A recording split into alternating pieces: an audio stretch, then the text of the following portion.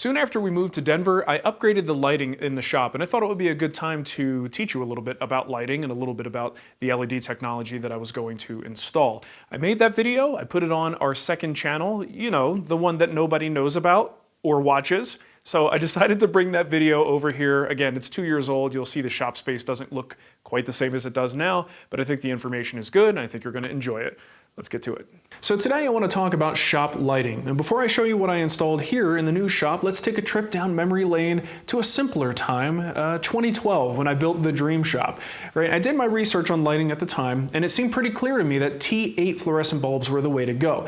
They had phased out the T12s. T8s were smaller, brighter, more efficient, and it just seemed like a logical solution. Now, LED was around at the time, but the problem was it was cost prohibitive, and there really wasn't a lot in the way of options for that. So T8 was really the only way to go.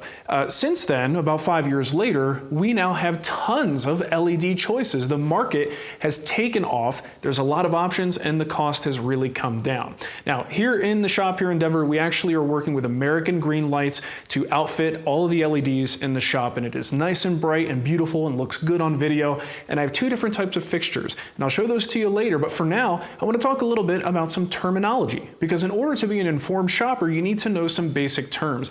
And I'll tell you, this lighting stuff, you could really geek out on it, and it is certainly a science that you need to master if you're going to get into the business. But if you're just buying shop lights, you just need to know a few terms to understand what you're buying. So the type of light we're talking about today is LED. That stands for light emitting diode. Now, we're not going to get into the science behind it, but just understand that it is brighter, it's more efficient, so it costs less to run, and it produces less heat. Now, when you look at lights, you're going to see a bunch of different numbers on the packaging, and the next three terms deal with what those numbers actually mean. One important one is lumens. Lumens is total light output, and that's just how they measure it, right? So if you have a lot of lumens, it's going to be really, really bright, and if the number is low, it's not going to be as bright. You'll also see references in literature to foot candles. We're not going to really get into that. It's related to lumens, but most commercial products I've seen reference lumens, and that's where we're going to keep our discussion today.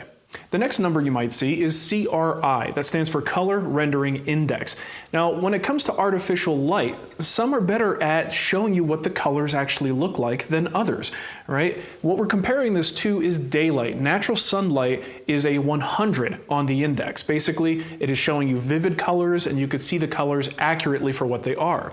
With artificial light, some of them aren't very good. So if the number is low, it means that you're not really going to see red as true red or blue as true blue. But if it's a high CRI in the 90s, maybe 90 to 95, that actually means the colors are going to be bright and vivid and very close to what natural daylight would produce. Next up is color temperature. You'll see this as a number with a K at the end. It stands for Kelvin. That's just the scale that it's measured in.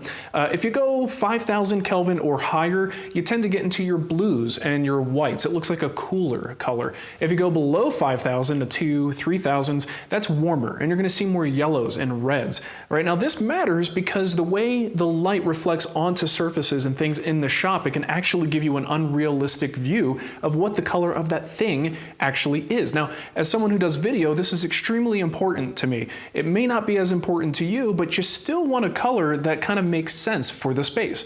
And when it comes to these colors, I think it's interesting. If you look inside a house, most people can't exactly tell you what the right color is for temperature, but they will tell you the wrong color temperature.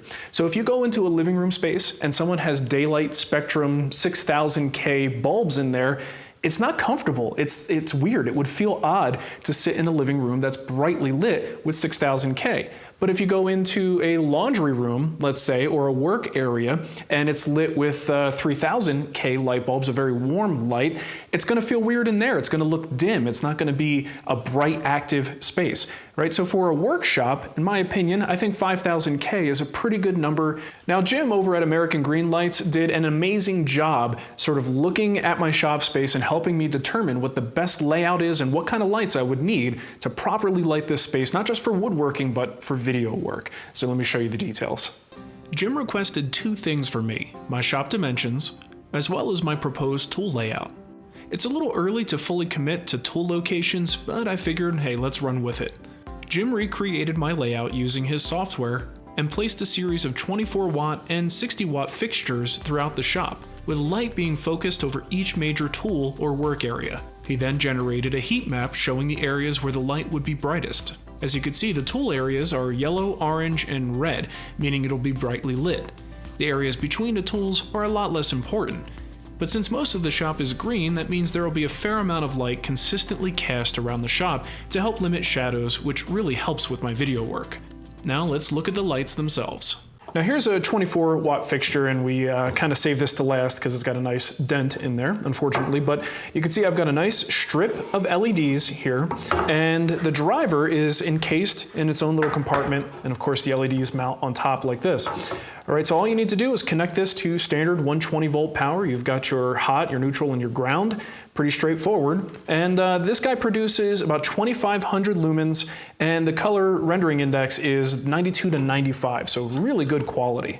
The 60 watt fixture is a little bit larger. We've got 5 LED strips here, 2 drivers in the case, and this guy puts out 6,000 lumens. Now keep in mind that my shop is half woodworking shop, but also half video studio. So the things I'm concerned about and the amount of attention I pay to lighting might be a little bit more than you're prepared to do.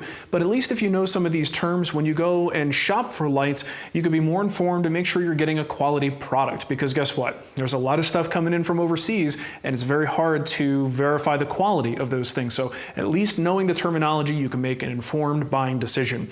Of course, check out American Green Lights. They make a fantastic product, and in addition to this video, we actually have a little article that my buddy Vic wrote up telling you a little bit about the different types of LED lights that are out there, with some recommendations as well that you might want to incorporate into your shop, because sometimes brand new LEDs are not necessarily the way to go. There are retrofit kits and replacements for TA bulbs that are LED, which is pretty cool. All right, so be sure to check that out on the website. All right, thanks for watching, everybody.